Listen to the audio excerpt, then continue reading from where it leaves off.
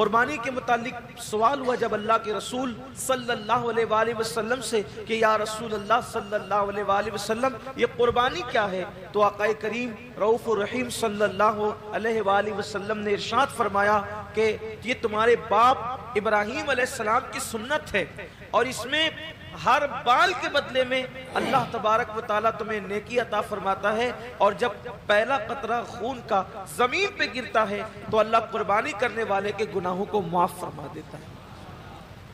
یہ تو آپ سنتے ہیں، بار بار سنتے ہی رہتے ہیں، لیکن جو آیہ کریمہ قربانی کے موقع پہ پڑھی جاتی ہے، جو آیہ کریمہ قربانی کے موقع پڑھی جاتی ہے، اللہ اپنے حبیب سے فرماتے ہیں قل ان صلاتی وَنُسُكِي وَمَحْيَايَ وَمَمَاتِي لِلَّهِ رَبِّ الْعَالَمِينَ۔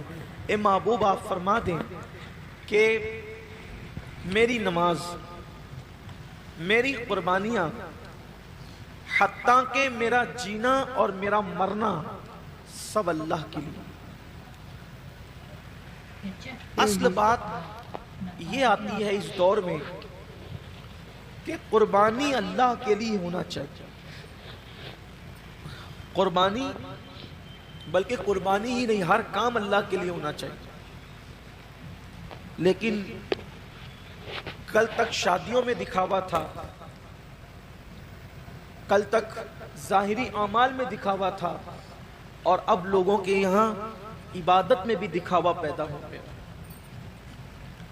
اور خاص طور پر قربانی کے موقع پر یہ چیزیں زیادہ دیکھنے میں آتی ہے کہ لوگ دکھاوا زیادہ کرتے ہیں، اور لوگ اس پر گفتگو کرتے ہیں کہ اس کا جانور اتنے میں آیا اور اس کا جانور اتنے میں آیا۔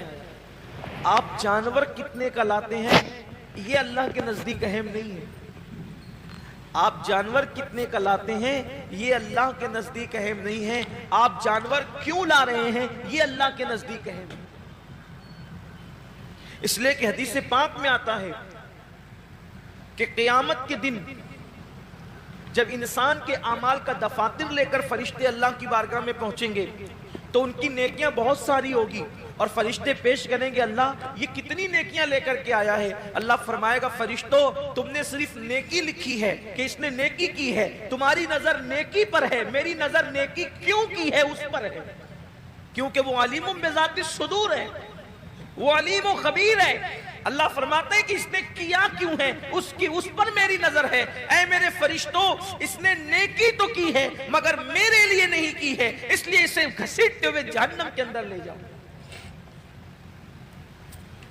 انسان کتنا لگا رہا ہے یہ قیمتی نہیں ہے، کیوں لگا رہا ہے؟ للہ رب العالمین، اللہ کے لیے ہونا چاہیے۔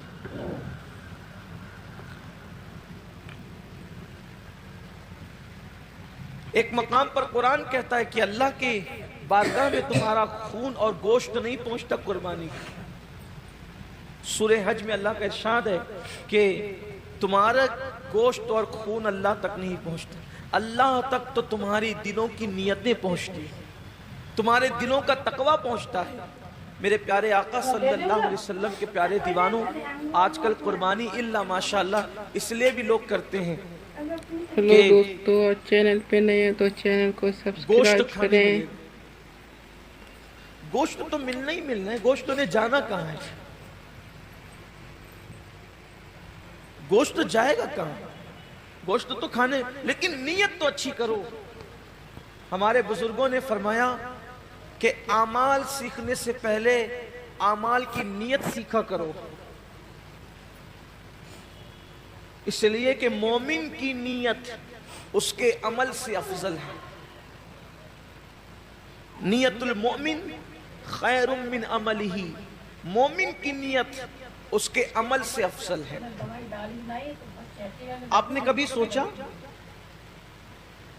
کہ ایک کافر 20 سال کفر کر رہا ہے پھر بھی وہ قیامت تک جہنم میں، 20 سال ہی نہیں بلکہ سال بھر بھی کفر کرے تو بھی جہنم میں، 6 مہینہ بھی کافر رہے تو بھی جہنم، اسی حالت میں مرا تو جہنم میں، ایک دن بھی کفر کیا اور وہ کفر پہ مرا تو جہنم میں، کیوں ہے؟ اور مومن ایک دن مومن اور ایمان پہ خاتمہ ہوا تو جنت میں کیوں ہے؟ عمل کی وجہ سے نہیں بلکہ نیت کی وجہ سے.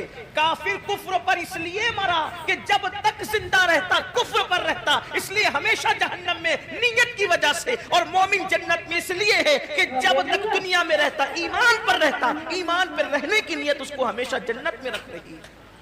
یہ انسان کی نیت دوستو چینل پہ نئے تو چینل کو انسان کی سبسکرائب نیت کریں. کی اہمیت ہے کہ رہا تو ایک دن ایمان پر مگر نیت بھی ہمیشہ ایمان پر رہے گا.